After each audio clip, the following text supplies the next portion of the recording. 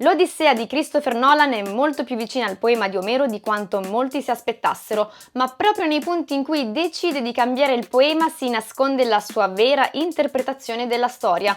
Nell'Odissea di Nolan Polifemo è un'idea, Circe è una condanna e Scilla è un dilemma morale che non lascia scampo. Qui Ulisse non sta combattendo contro Poseidone, sta combattendo contro il tempo e il senso di colpa che lo divorano vivo. Se avete visto la mia analisi di Troy la settimana scorsa saprete già che ho riletto l'Iliade, l'Odissea e l'Eneide. Questa è la versione dell'Odissea che ho letto curata da Maria Grazia Ciani. Insomma, volevo arrivare in sala con gli strumenti giusti per capire quali scelte avrebbe fatto Christopher Nolan e soprattutto perché le avrebbe fatte. In questo video analizzeremo il film scena per scena, parleremo degli dei, dei mostri, dei simboli, delle differenze rispetto a Omero, dei dettagli nascosti e della spiegazione del finale, cercando sempre di distinguere ciò che appartiene al testo originale da ciò che invece è una scelta cinematografica. Bentornati su Cinecinzia, dove ogni settimana vi svelo i dettagli, i segreti e gli indizi nascosti dei film più iconici. Come sempre, se volete sostenere tutto il mio lavoro, che è tantissimo, non dovete fare altro che iscrivervi al mio canale e lasciarmi fino a 3 volte i vostri punti hype. Sigla!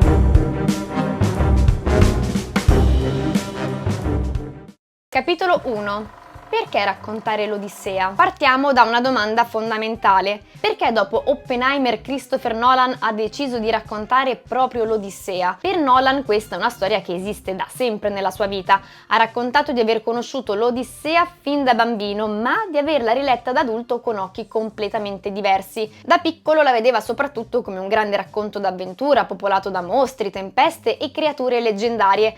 Rileggendola oggi invece ci ha trovato qualcosa di molto più profondo. Ha visto la storia di un uomo che cerca di tornare disperatamente dalla propria famiglia, una storia d'amore, di perdita, di guerra, di senso di colpa e soprattutto di ritorno a casa. Ha spiegato di essersi accorto che in un certo senso lui ha raccontato questa storia da tutta la sua carriera. Se ci pensate, dentro l'Odissea ci sono molti dei temi che ritornano continuamente nei suoi film: il rapporto con il tempo, il peso delle proprie scelte, la famiglia, il sacrificio, il desiderio di ritrovare ciò che si è perso e la difficoltà di convivere con le conseguenze delle proprie azioni. Probabilmente è anche per questo che questo progetto arriva proprio adesso. Dopo il successo straordinario di Oppenheimer, Nolan ha avuto la libertà di realizzare un film enorme, ambizioso e complesso come l'Odissea, un'opera che fino a qualche anno fa sarebbe stata molto più difficile da portare sul grande schermo. Se ci pensate però c'è anche un altro motivo per cui questa scelta ha perfettamente senso. Più ci riflettevo durante il film e più mi rendevo conto che l'Odissea e Oppenheimer hanno molto più in comune di quanto sembri. A prima vista sembrano due opere agli antipodi. Da una parte un poema epico scritto quasi 3000 anni fa, dall'altra invece la biografia del padre della bomba atomica. Eppure entrambe raccontano la stessa domanda: che cosa succede quando una persona dotata di un'intelligenza fuori dal comune cambia il corso della storia?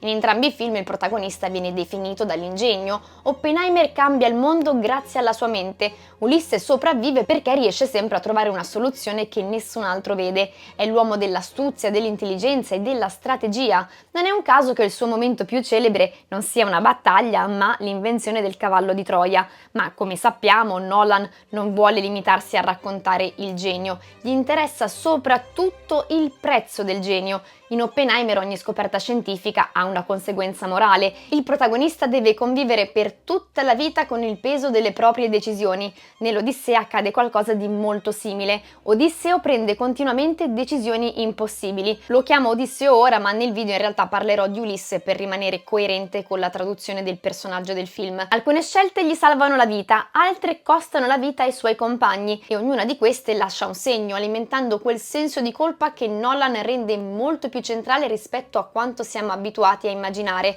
Anche il rapporto con il tempo è sorprendentemente simile. In Oppenheimer il passato continua a tornare per giudicare il presente. Nell'Odissea invece il viaggio non procede mai davvero in linea retta. Il passato riaffiora continuamente attraverso i ricordi di Ulisse e ogni tappa del viaggio è condizionata da ciò che è successo prima.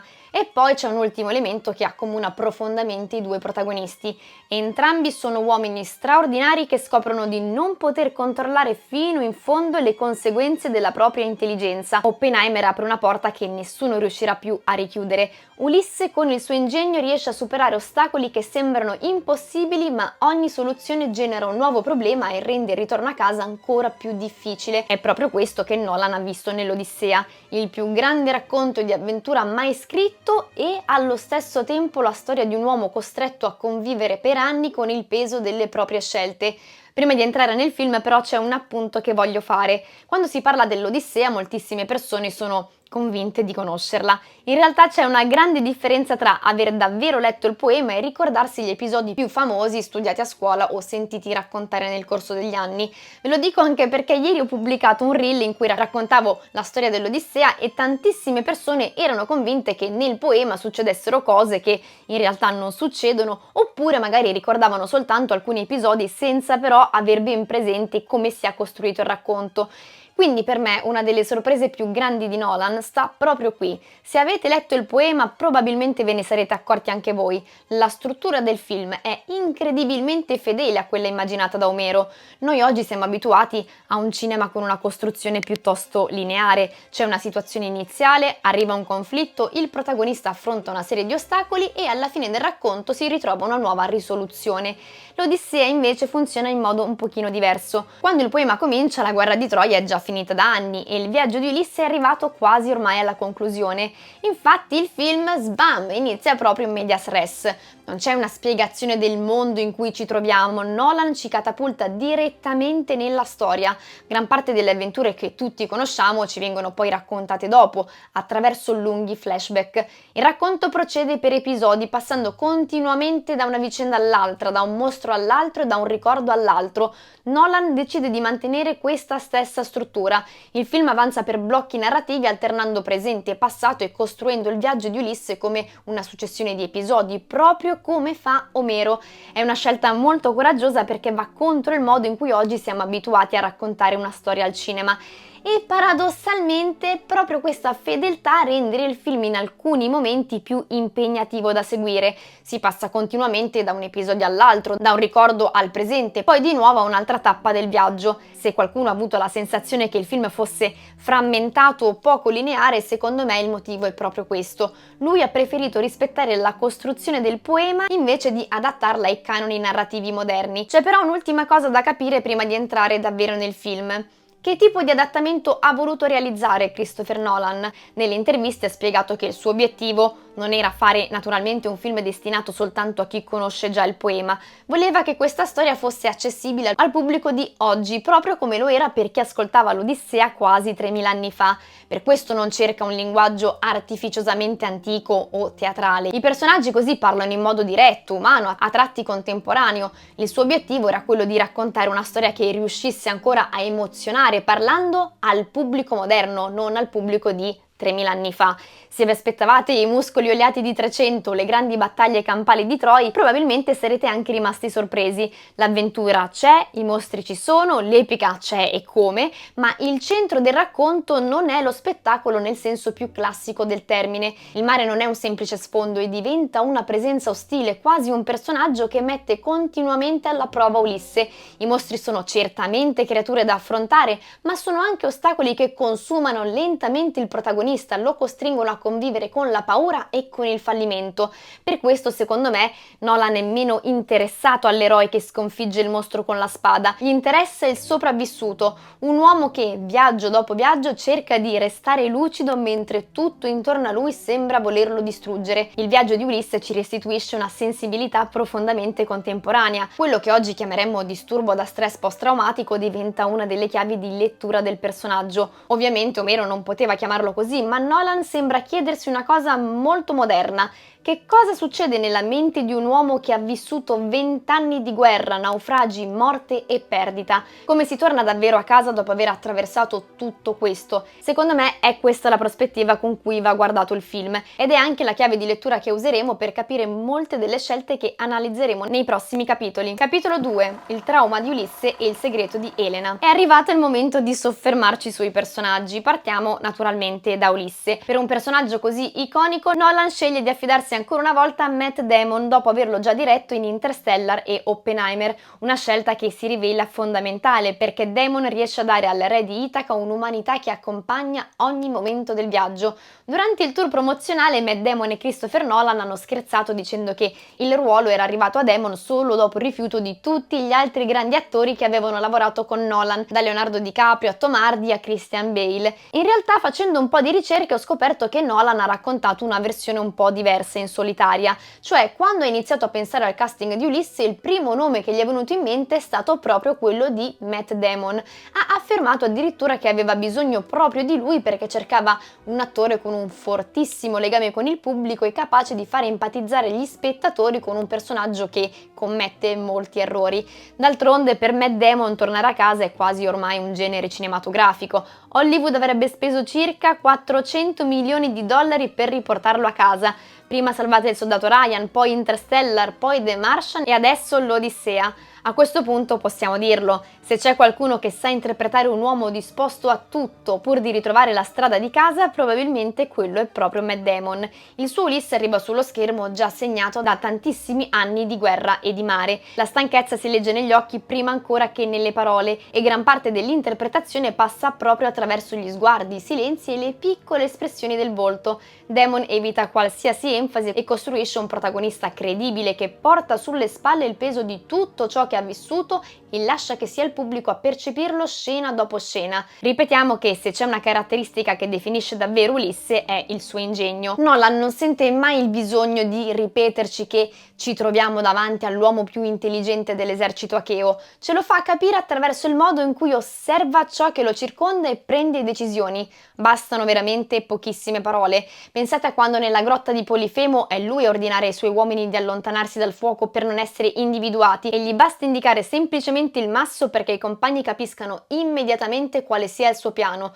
Sono battute brevissime, molto asciutte, ma che raccontano un personaggio che vede sempre qualche mossa più avanti rispetto agli altri. L'ingegno di Ulisse trova naturalmente la sua massima espressione nel cavallo di Troia e non è un caso che Nolan gli dedichi così tanto spazio. È interessante perché nell'immaginario collettivo il cavallo di Troia viene spesso associato all'Iliade, quando in realtà in questo poema di Omero non viene mai raccontato direttamente. Nell'Odissea compare soltanto attraverso alcuni racconti e brevi flashback, mentre la descrizione più ampia e dettagliata arriverà soltanto più tardi nell'Eneide di Virgilio. Nel film invece Nolan lo trasforma in uno dei fili conduttori dell'intera storia. L'episodio viene raccontato in 3 momenti diversi, nell'apertura del film, poi attraverso il racconto di Menelao a Telemaco e infine nei ricordi dello stesso Ulisse.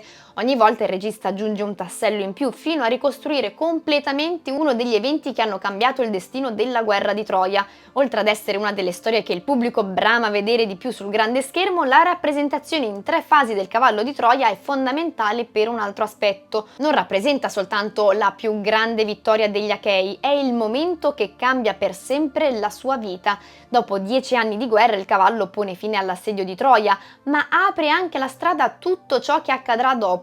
Da quel momento in poi il viaggio di ritorno si trasforma in una lunga discesa fatta di perdite. È un'invenzione troppo grande per essere sopportata. Se in Oppenheimer tutto ruota attorno all'esplosione di Trinity, nell'Odissea tutto continua a ruotare attorno al cavallo di Troia. È lì che simbolicamente comincia davvero il viaggio di Ulisse. Un altro aspetto che Nolan costruisce con grande attenzione è il rapporto tra Ulisse e i suoi compagni. All'inizio del viaggio la sua autorità non viene mai messa in discussione. Tutti si affidano alle sue decisioni perché sanno che è l'unico capace di trovare una via d'uscita anche nelle situazioni più disperate. Con il passare del tempo, però, il viaggio logora tutti. La fame, la paura e anche gli anni trascorsi lontano da casa iniziano a incrinare quell'equilibrio. L'episodio dell'isola di Apollo è il momento che racconta meglio questa frattura. Ulisse cerca di convincere i suoi uomini a rispettare il divieto imposto dagli dei, ma loro ormai pensano soltanto a sopravvivere. Per questo decidono di andare a caccia senza di lui, scegliendo di seguire il proprio istinto invece delle indicazioni del loro comandante. È una scena importante perché mostra per la prima volta un Ulisse che non riesce più a tenere unito il suo equipaggio. La sua leadership non basta più a fermare uomini ormai consumati dalla disperazione e lui assiste impotente a una decisione che sa già essere destinata ad avere conseguenze molto drammatiche. Da quel momento il peso del comando diventa ancora più evidente. Ogni uomo perduto è anche una responsabilità che Ulisse continua a portarsi dietro, come se il destino del suo equipaggio dipendesse sempre e comunque dalle sue scelte. A questo punto diventa molto più chiaro anche il significato di una domanda che ricorre più volte nel film.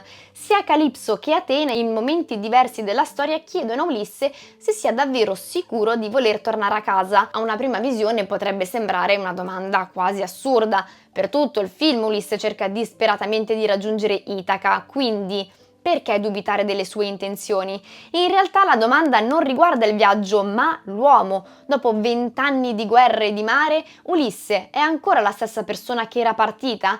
Esiste ancora una casa in cui tornare o quel lungo viaggio ha cambiato tutto, lui compreso? È una riflessione che attraversa tutta la storia e che rende il ritorno a Itaca molto più di un semplice traguardo geografico. Nolan trasforma il viaggio di Ulisse anche in una ricerca della propria identità. Tornare a casa significa capire se esiste ancora una parte di sé capace di riconoscersi in quel luogo e nelle persone che hanno lasciato tanti anni prima.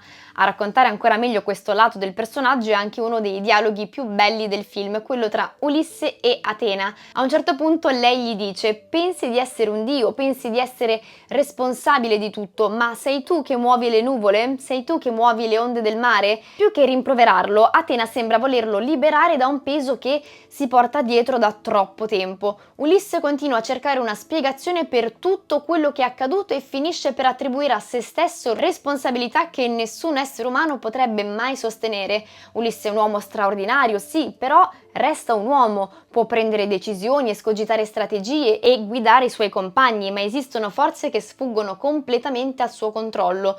Lui finisce per attribuirsi un ruolo che appartiene di fatto agli dei. Come gli dice Atena, si comporta quasi come se tutto dipendesse da lui, come se ogni vita, ogni tempesta e ogni tragedia passassero inevitabilmente dalle sue mani. È questa convinzione a renderlo un personaggio così tormentato, il desiderio di farsi carico di un peso che nessun essere umano potrebbe mai sostenere. Alla fine del film Ulisse non è più lo stesso uomo che avevamo conosciuto all'inizio. Il viaggio non lo ha reso invincibile, lo ha cambiato. Ogni isola attraversata, ogni perdita e ogni scelta hanno lasciato un segno fino a trasformare il suo modo di guardare se stesso e il mondo. Quando finalmente torna a Itaca, Nolan non mette al centro il trionfo dell'eroe che rientra in patria. Il vero traguardo è interiore. Ulisse comprende lentamente che esistono eventi che nessun uomo può controllare e che continuare a caricarsi sulle spalle il peso dell'intero mondo significa soltanto smarrire la propria umanità. È anche per questo che il suo ritorno non assomiglia a una liberazione immediata. È il momento in cui prova finalmente a riconciliarsi con tutto ciò che il viaggio gli ha lasciato dentro. La casa che ritrova non è identica a quella che aveva lasciato, ma soprattutto lui non è più l'Ulisse di 20 anni prima. Sono queste le scelte per me che rendono l'Ulisse di Nolan contemporaneo. Al di là della guerra, dei mostri e degli dei, è un personaggio che finisce per confrontarsi con domande profondamente umane. Come si torna alla vita di prima dopo che un'esperienza ti ha cambiato? Come si ricostruisce un rapporto con le persone che ami quando senti di non essere più lo stesso? E fino a che punto ha senso continuare a pretendere di controllare tutto ciò che accade? Sono domande che in diverse forme appartengono anche a noi alla fine. È anche per questo che dopo quasi 3000 anni la storia di Ulisse continua a emozionare. Nolan prende un eroe della mitologia e lo riporta alla dimensione dell'uomo, permettendo allo spettatore di riconoscersi nelle sue paure, nelle sue fragilità e nella difficoltà di ritrovare la strada verso casa, qualunque cosa quella casa rappresenti. Passiamo a Penelope, interpretata da Anne Hathaway. È uno dei personaggi che secondo me beneficia di più della rilettura di Nolan. Nel film Penelope è una presenza costante, anche quando non parla la sua regia le riserva uno spazio preciso all'interno della scena. Mentre i proci banchettano e occupano il palazzo, Nolan la inquadra spesso dietro quelle grandi porte a grata che separano i suoi appartamenti dal resto della reggia. È una scelta visiva secondo me molto efficace. Penelope osserva tutto, ascolta tutto e rimane prigioniera nella sua stessa casa senza perdere mai la dignità e l'autorevolezza che la contraddistinguono. Qui emerge anche una delle differenze più interessanti rispetto al poema. Nell'Odissea di Omero, infatti, diciamo che Penelope trascorre gran parte del tempo lontana dai proci. Più volte si ritira nelle sue stanze sopraffatta dal dolore e interviene sempre la dea Atena facendola addormentare per alleviare la sua sofferenza. Sta sempre in camera sua a piangere sostanzialmente o a dormire. Il poema insiste molto sul suo pianto, infatti, e sulla sua attesa. Nolan sceglie invece di renderla molto più presente. Penelope continua ad aspettare Ulisse, ma affronta ogni giorno chi sta cercando di impossessarsi della sua casa e del suo regno. È una donna che resiste, che osserva appunto, che prende posizione e che riesce anche a trasmettere forza restando quasi sempre nello stesso luogo. Anche l'interpretazione di Anne Hathaway va in questa direzione. Non cerca mai l'enfasi, ma costruisce una Penelope determinata, capace di tenere testa ai proci e anche a suo figlio, con lo sguardo, con i silenzi e con una presenza scenica che rende credibile il motivo per cui dopo 20 anni Itaca continui ancora a riconoscerla come la propria regina. Anche Telemaco, interpretato da Tom Holland, viene adattato alle esigenze del film. Il regista sceglie di ridurre gran parte della cosiddetta telemachia, cioè il lungo percorso con cui il giovane principe va alla ricerca di notizie sul padre. È una scelta comprensibile perché il cuore del racconto rimane sempre il viaggio di Ulisse. Telemaco nel film diventa il punto di vista di chi quel padre non l'ha mai conosciuto davvero. Tutto ciò che sa di lui gli arriva attraverso i racconti degli altri, specialmente quello di Menelao, interpretato da Jon Bernthal. Prima ancora di incontrarlo, Ulisse è già diventato una leggenda e Telemaco cresce cercando di ricostruire l'immagine di un uomo che esiste per lui soltanto nei ricordi altrui. Da una parte vive tra il mito del grande eroe di Troia, dall'altra tra il desiderio profondamente umano di conoscere semplicemente suo padre. Per tutto il film Telemaco rincorre entrambe queste figure senza sapere se coincidano davvero. Il Telemaco di Tom Holland conserva l'entusiasmo e l'ingenuità di un ragazzo che non ha mai smesso di sperare nel ritorno del padre. Parliamo ora di Elena, interpretata da Lupita Nyong'o, perché è una delle critiche di casting che ha fatto più discutere in assoluto. Molti, criticando questa scelta, hanno citato l'epiteto omerico dalle bianche braccia per sostenere che Elena dovesse necessariamente essere una donna dalla pelle bianca. In realtà quell'espressione non è che descrive il colore della pelle nel senso moderno del termine. Nella poesia epica richiama soprattutto un ideale di nobiltà, eleganza e bellezza femminile. Avere le braccia bianche indicava una donna che non lavorava nei campi. Detto questo, però, voglio essere sincera. Anche io, leggendo e studiando l'Iliade e l'Odissea, mi sono sempre immaginata Elena con caratteristiche fisiche diverse. Quando è stato annunciato il casting, la mia prima reazione è stata comunque di sorpresa. Non era l'attrice, diciamo, che mi aspettavo di vedere in quel ruolo.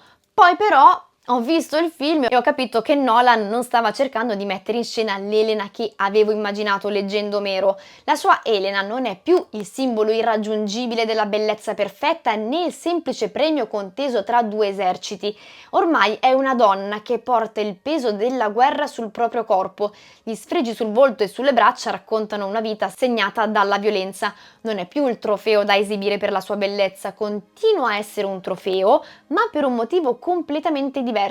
Menelao la mostra come il simbolo della guerra che ha vinto, quasi fosse il bottino più prezioso conquistato a Troia. Le cicatrici sul suo volto non vengono nemmeno nascoste, fanno parte di quella vittoria e diventano un monito permanente del prezzo che quel conflitto ha avuto per tutti. Menelao la fa banchettare davanti agli ospiti senza nascondere né lei né appunto le sue cicatrici. A me ha colpito tantissimo, soprattutto se pensiamo all'importanza che avevano l'aspetto esteriore e l'onore nella società raccontata dal mito. Elena non può più rifugiarsi nell'idea della donna più bella del mondo, ormai è costretta a mostrarsi per quello che è diventata. Quando parla con Telemaco dice di chiedere perdono a sua madre per ciò che quella guerra ha provocato. Vive con un dolore che ormai è diventato parte della sua identità. Quindi vi dico che alla fine la mia opinione è cambiata. Questo perché alla fine Elena nel film era un personaggio completamente diverso, costruito attorno alle ferite lasciate dalla guerra più che alla sua bellezza e a tutta la storia della mela, della discordia e di Paride. A posteriori ho apprezzato molto anche la decisione di affidare a Lupita un doppio ruolo, interpretando sia Elena che Clitennestra, due sorelle accomunate dallo stesso volto, ma che reagiscono in modo completamente diverso alla guerra e alle sue conseguenze. La versione di Nolan è più dark. Nell'Odissea, dopo la caduta di Troia, Menelao ed Elena impiegano circa 8 anni per tornare a Sparta perché vengono trascinati fuori rotta e arrivano fino in Egitto e in altre terre prima di rientrare. Quando li incontra Telemaco però sono di nuovo insieme e governano Sparta come re e regina. Non vengono nemmeno descritti come una coppia in continuo conflitto, anzi appaiono pure riconciliati. Prima di andare avanti voglio fare una piccola menzione speciale ad Argo perché è uno dei dettagli che mi ha emozionato veramente di più. Sono davvero contenta che Nolan abbia deciso di inserirlo e soprattutto che abbia mantenuto quasi intatta una delle scene più belle dell'Odissea. Quando Ulisse torna finalmente a Itaca, Argo ha ormai più di 20 anni. È vecchio, deabilitato e abbandonato, ma è anche il primo a riconoscere il suo padrone. Non può più corrergli incontro, riesce soltanto a muovere debolmente la coda proprio come vediamo nel film, ed è un dettaglio che il regista riprende con grande rispetto. Subito dopo Argo muore, ha aspettato il ritorno di Ulisse per 20 anni e sembra trovare la forza di resistere soltanto fino a quel momento. È come se avesse aspettato un'unica cosa prima di lasciarsi andare, rivedere il suo padrone un'ultima volta. È una scena brevissima ma racchiude perfettamente uno dei temi principali dell'intero racconto.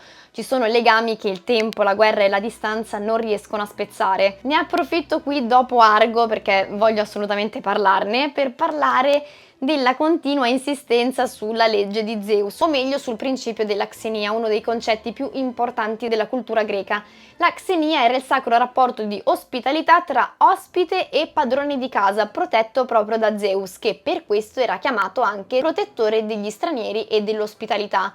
Accogliere uno sconosciuto, offrirgli cibo e riparo e rispettarlo era un dovere sacro. Allo stesso modo anche l'ospite aveva l'obbligo di comportarsi con rispetto. Violare questa legge significava offendere direttamente Zeus. Nel film questo concetto viene ripetuto più volte e io stessa dopo un po' ho detto basta, l'abbiamo capito, l'ho trovato molto ridondante. Personalmente credo che si insista così tanto sulla xenia per un motivo, però oggi è un principio che secondo me il grande pubblico conosce molto poco, mentre per uno spettatore greco dell'epoca, diciamo, sarebbe stato immediatamente comprensibile. Ricordarlo più volte permette anche al pubblico che non ha mai letto l'Odissea di capire perché alcune azioni vengano considerate non solo scorrette, ma vere e proprie violazioni dell'ordine morale del mondo. Parliamo poi un secondo dell'armatura di Agamennone. Tra parentesi, mi fa troppo ridere che sotto quell'armatura ci sia Benny Safdie. Comunque, quando è uscito il trailer, moltissimi hanno scherzato dicendo che sembrava l'armatura di Batman e devo ammettere che è stata anche la mia prima impressione. Però scusatemi, io dopo aver visto il film ho cambiato completamente idea. Allora, se tutti i guerrieri avessero avuto un design simile, probabilmente l'effetto sarebbe stato eccessivo. Siamo d'accordo. Ma Nolan riserva quell'armatura solo ad Agamennone, il comandante supremo dell'esercito acheo. Nel momento in cui si aprono le porte di Troia e lui avanza con quell'aspetto imponente, cioè la scena acquista veramente, non lo so, una forza incredibile. Non sarà sicuramente la ricostruzione più rigorosa possibile, ma è una scelta di carattere, perfettamente in linea con il cinema di Nolan. Per quanto mi riguarda, per me ha funzionato. Più che farmi storcere il naso, mi ha trasmesso proprio tutta l'aura e la presenza che un personaggio come Agamennone dovrebbe avere. Quindi scusate, ma io questa armatura alla Batman la approvo. Capitolo 3. Atena, dea o allucinazione? Ma perché dedicare un intero capitolo ad Atena quando compare sullo schermo per appena 3 minuti? Perché quei pochi minuti secondo me cambiano completamente il significato del film. Nel poema di Omero Atena è una presenza costante, è la dea che protegge Ulisse dall'inizio alla fine del viaggio, interviene continuamente nella storia, assume sembianze diverse per parlare ai mortali, guida Telemaco nella sua ricerca del padre e in più occasioni utilizza persino i suoi poteri divini per trasformare l'aspetto delle persone o alterare la realtà. È una presenza concreta che per Omero fa parte del mondo tanto quanto gli uomini, ed è proprio questo che mi incuriosiva di più prima di vedere il film. Se già leggere nell'Odissea di una dea che cambia aspetto con una bacchetta magica può sembrare sorprendente, Mi chiedevo effettivamente come avrebbe poi fatto Christopher Nolan a portare tutto questo sullo schermo senza tradire il suo stile cinematografico. Nolan non elimina completamente gli dei come aveva fatto Troy di Wolfgang Petersen, ma ne trasforma radicalmente la funzione. Atene, interpretata da Zendaya, non scende dal cielo tra lampi e prodigi, compare sulla spiaggia vestita quasi come una ragazza qualunque e il film lascia volutamente un dubbio. Stiamo davvero assistendo all'apparizione di una dea? Oppure stiamo entrando nella mente di Ulisse? Nolan vuole che ci chiediamo se Atena esista davvero, vuole che ci concentriamo su ciò che rappresenta. Ogni parola che pronuncia costringe Ulisse a confrontarsi con se stesso, con il peso che si è imposto e con l'illusione di poter governare un destino che nessun uomo può controllare. Questo modo di rappresentare il divino trova la sua espressione più potente nella scena più misteriosa del film, quella della grande statua di Atena durante la presa di Troia. Mentre gli Achei entrano finalmente nella città grazie al cavallo di legno, alcuni soldati abbattono la gigantesca statua della dea che il regista monta in parallelo con il volto umano di Atena. Nel momento in cui la testa della statua viene mozzata, anche Zendaya sta per essere decapitata. La scena della decapitazione della statua serve a mostrarci che cosa sono diventati gli Achei dopo la conquista di Troia. Decapitare la statua della dea della sapienza e della guerra è il simbolo di uomini convinti che, dopo aver espugnato la città più potente del loro tempo, nulla possa più fermarli. Peccano di hubris, di quella tracotanza che nella cultura greca porta gli uomini a sentirsi quasi pari agli dei. Attraverso queste immagini si condensa in un unico momento la frattura che si crea tra gli Achei e il mondo divino. Da quel momento in poi, infatti, quell'esercito non è più composto da uomini che combattono guidati dagli dei, ma da uomini che credono di poter fare qualsiasi cosa. È la stessa idea che ritroviamo più avanti nelle parole di Circe, quando descrive i compagni di Ulisse come uomini ormai consumati dalla violenza. E allora, perché Atena continua a restare al fianco di Ulisse? Perché si costruisce una distinzione molto netta tra lui e i suoi compagni. Ulisse fa parte di quell'esercito e porta con sé il peso di ciò che è accaduto a Troia, ma è anche l'unico che continua a interrogarsi sulle proprie azioni. Non smette mai di mettersi in discussione, mentre gli altri si lasciano travolgere dalla convinzione di poter dominare tutto e tutti. È probabilmente questo il motivo per cui Atena continua a cercarlo e a rivedersi in lui. Non è privo di colpe, ma è l'unico che conserva ancora quella qualità che fin dall'inizio lo rende il mortale più vicino a lei, la capacità di riflettere, di dubitare e soprattutto di imparare dai propri errori. Avete notato poi che Atena sembra manifestarsi quasi sempre vicino all'acqua, come se il divino non scendesse dall'alto, ma emergesse dagli elementi naturali che Ulisse sta cercando di dominare, ricordandogli costantemente la sua fragilità. Capitolo 4. I mostri. Cosa rappresentano davvero? Nel poema ogni incontro è certamente un'avventura, ma è anche una prova che Ulisse deve superare grazie al proprio ingegno o alla protezione degli dei. Nel film invece ogni mostro diventa soprattutto uno specchio. Ognuno di loro costringe Ulisse a confrontarsi con una parte diversa di sé e rende il viaggio sempre meno una semplice traversata del Mediterraneo e sempre più un percorso interiore. Partiamo da Polifemo. Nel poema di Omero questo episodio è il trionfo dell'intelligenza di Ulisse. Prima ancora dello scontro fisico assistiamo a un lungo confronto tra i due. Ulisse parla con il Ciclope, gli offre il vino e mette in atto uno degli stratagemmi più famosi della storia della letteratura. Quando Polifemo gli chiede il suo nome, lui risponde nessuno. Così quando il Ciclope viene accecato e grida aiuto, gli altri Ciclopi sentono che nessuno lo sta aggredendo e decidono così di non intervenire.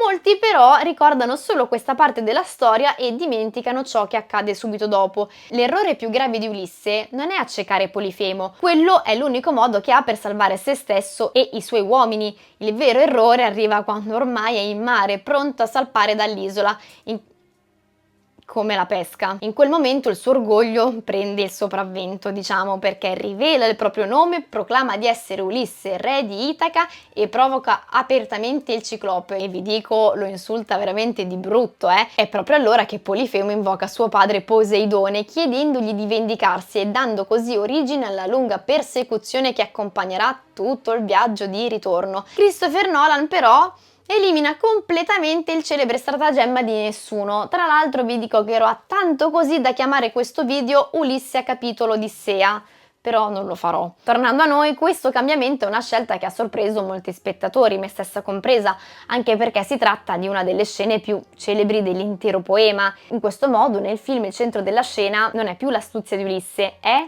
il terrore. Polifemo borbotta tra sé e sé, ma non instaura quel lungo duello verbale presente nel poema. Nolan trasforma Polifemo in una voce fuori campo, un'entità che non interagisce fisicamente con gli uomini. Ma perché? Perché per il regista Polifemo rappresenta, secondo me, il peso del giudizio. Nolan vuole togliere a Ulisse la sua arma più potente, la parola. Davanti a Polifemo, l'uomo dell'astuzia torna a essere un uomo nudo, spaventato e impotente. Non c'è un piano geniale che possa salvare tutti, c'è solo il caos di una forza che non si può controllare e che non riconosce nemmeno Ulisse come interlocutore. Il nostro eroe capisce che nel mondo post-Troia le sue parole non hanno più il potere di cambiare il destino. Il senso è che dobbiamo provare la stessa sensazione dei suoi compagni, cioè quella di trovarsi davanti a qualcosa di incontrollabile, enorme e incomprensibile. Nonostante io ami l'episodio come raccontato da Omero, probabilmente questa è una delle mie scene preferite di tutto il film, perché Nolan a un certo punto cambia radicalmente il tono dell'Odissea. Diventa quasi un horror, l'oscurità della grotta, i rumori, i movimenti appena accennati di Polifemo e il fatto che non ci sia mai davvero un dialogo con Ulisse creano una tensione continua. Uno dice vabbè, e quando è che si parlano questi due e non si parlano mai? Quindi uno è veramente spiazzato. Lo spettatore, appunto, proprio come i compagni di Ulisse, non riesce mai a capire da dove arriverà il pericolo e resta spiazzato dal non poter prevedere che cosa succederà ora che Ulisse non parla con il Ciclope. Se Polifemo rappresenta la forza brutale, Circe rappresenta la tentazione. Nel poema trasforma gli uomini di Ulisse in maiali grazie ai suoi incantesimi. L'Odissea mantiene questo episodio, ma gli attribuisce soprattutto un valore simbolico. Circe mette Ulisse davanti alla natura più profonda dei suoi compagni. Quando gli dice che quegli uomini sarebbero comunque diventati violenti, anche senza il suo intervento, il film ci dimostra che la guerra li ha ormai trasformati. Samantha Morton, che in pochi minuti ci regala una delle interpretazioni più sentite del film, dice: la bestia non nasce dall'incantesimo, era già dentro di loro. E le strigoni poi occupano poco spazio nel film, ma oltre ad essere forse una delle scene proprio più crude, hanno una funzione precisa. Servono soprattutto per mostrare quanto il ritorno a casa stia diventando una lenta distruzione del gruppo. Anche Scylla e Cariddi non sono più soltanto due mostri marini, nel poema rappresentano una scelta impossibile. Evitare una significa avvicinarsi all'altra.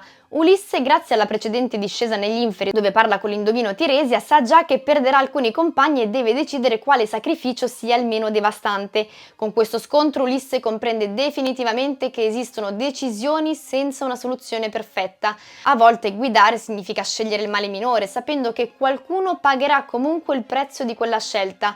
Per quanto riguarda le sirene, il film le mostra appena immobili sugli scogli e in lontananza. Qui sono il mistero e la distanza a renderle inquietanti.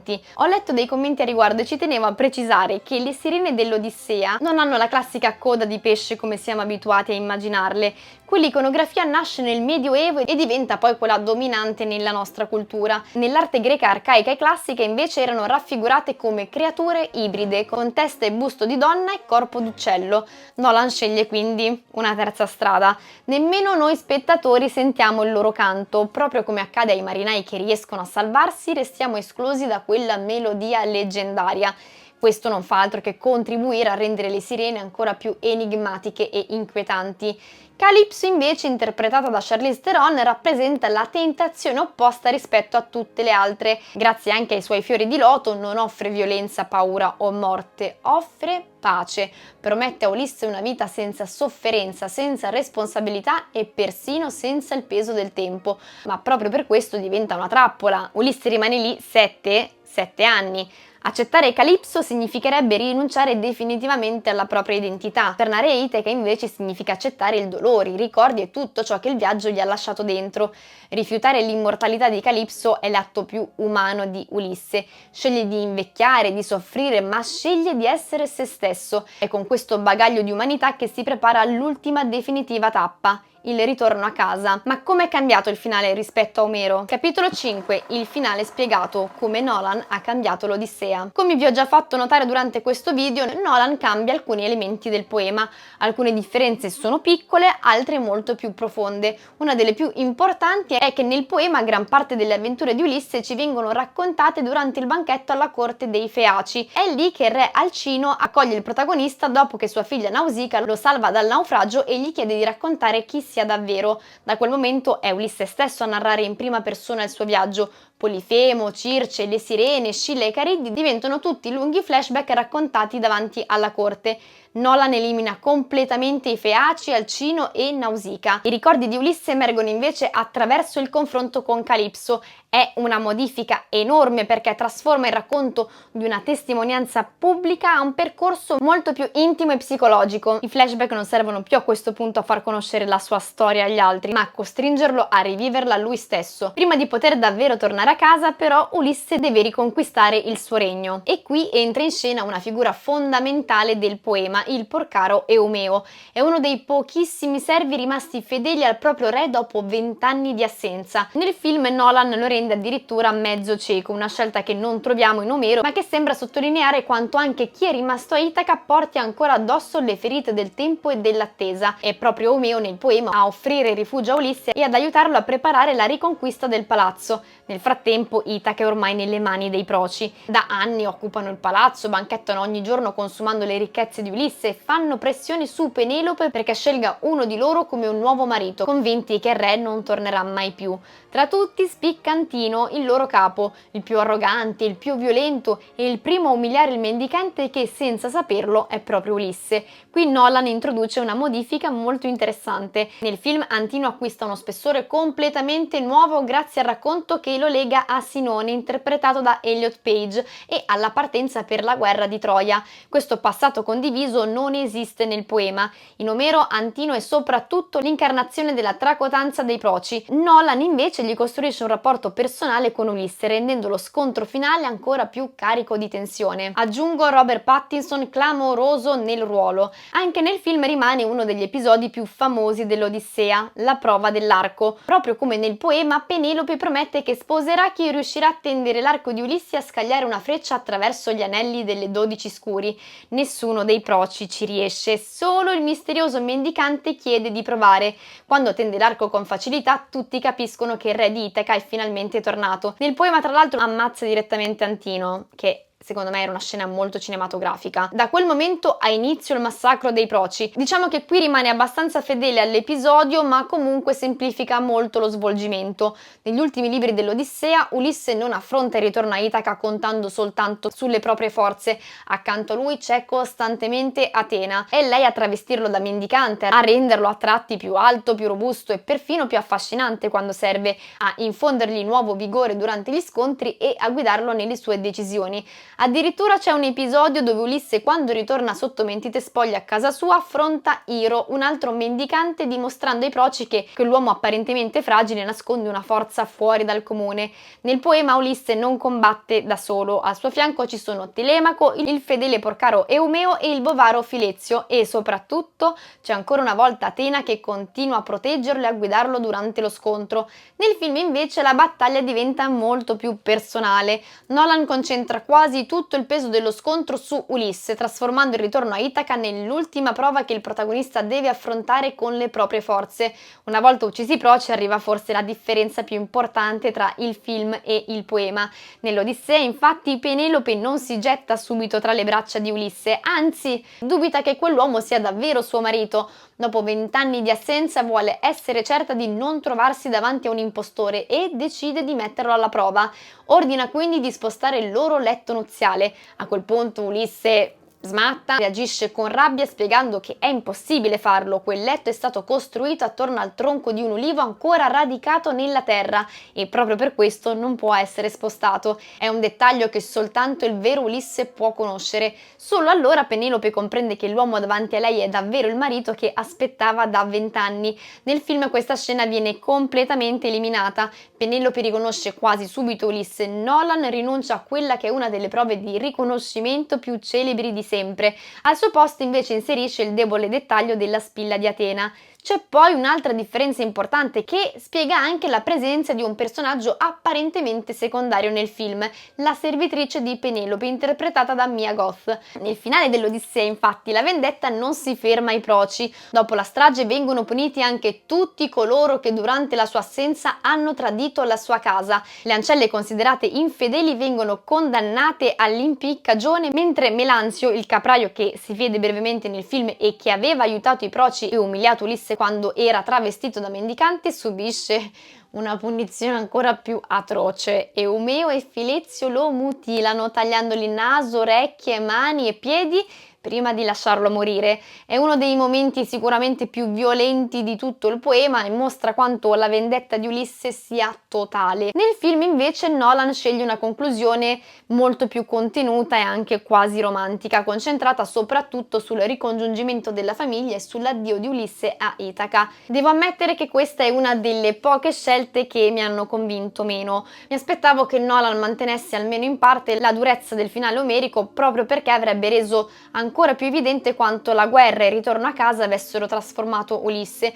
Invece ha preferito una conclusione più intima, malinconica, sicuramente però coerente con la lettura del suo personaggio, però meno spietata di quella immaginata da Omero. Nel poema, una volta conclusa la strage dei Proci, la storia non finisce con una fuga. I parenti dei Proci cercano vendetta e rischia di scoppiare una nuova guerra civile a Itaca. A quel punto, infatti, interviene Atena che chiede al suo padre Zeus di imporre la pace tra le due fazioni, perché sennò sarebbe un continuo litigare. Proprio si vede che alla fine del poema sono tutti pieni. Quindi Zeus interviene e dice basta, fine. Ulisse rimane re di Itaca e ritrova finalmente la sua famiglia, mentre il regno torna alla normalità. Nolan invece sceglie un finale molto diverso.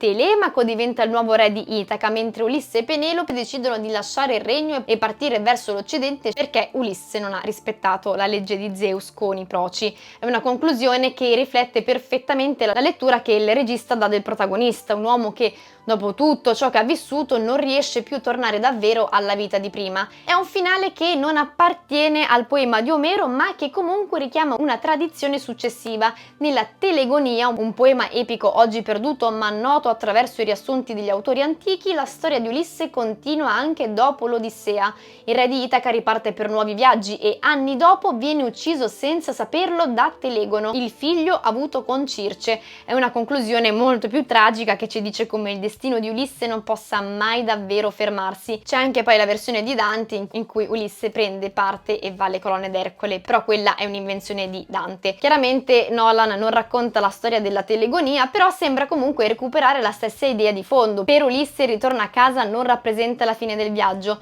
Dopo tutto quello che ha vissuto non può più esistere una vera normalità. Il suo destino è continuare a cercare, a partire, a vivere con il peso delle proprie esperienze. È una conclusione molto più malinconica, come dicevamo, di quella immaginata da Omero e perfettamente coerente con l'interpretazione che il film costruisce del suo protagonista.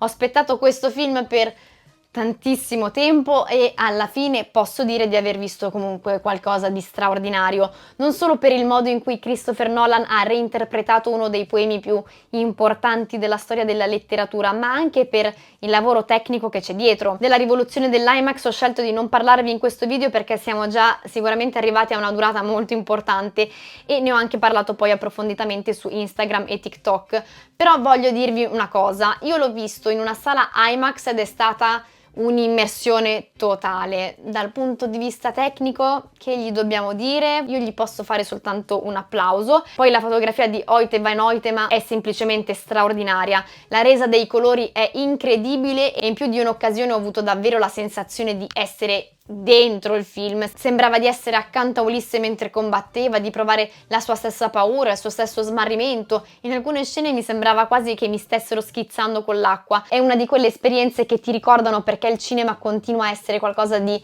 unico quando viene pensato per il grande schermo. Questa sensazione poi è anche stata amplificata dal modo in cui ovviamente Nolan costruisce le inquadrature. Penso soprattutto alle sequenze con Polifemo e con i lestrigoni, dove alterna continuamente punti di vista dall'alto e dal basso e a volte siamo proprio in mezzo agli altri suoi uomini.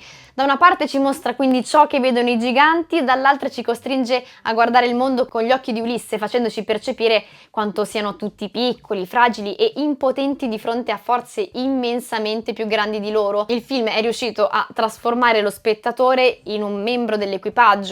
Qualche perplessità invece ce l'ho sulla colonna sonora di Ludwig Göransson. Anche qui il suo lavoro di ricerca è stato enorme perché il compositore ha cercato di ricreare sonorità ispirate al mondo antico, costruendo una partitura fatta di metalli, percussioni e timbri molto ruvidi, perfettamente coerenti con l'estetica del film.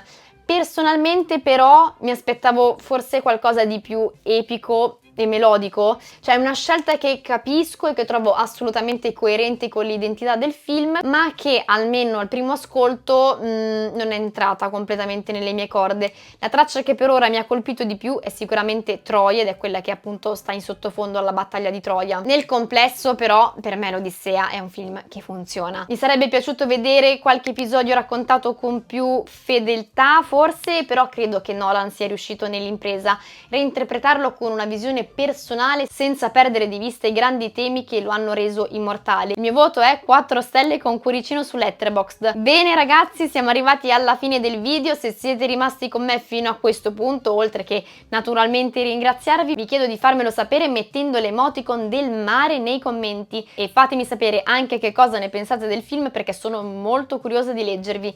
Prima di andare via, controllate di esservi iscritti al canale e attivate le notifiche, perché la settimana prossima tornerò da voi con uno dei film di fantascienza più amati di sempre.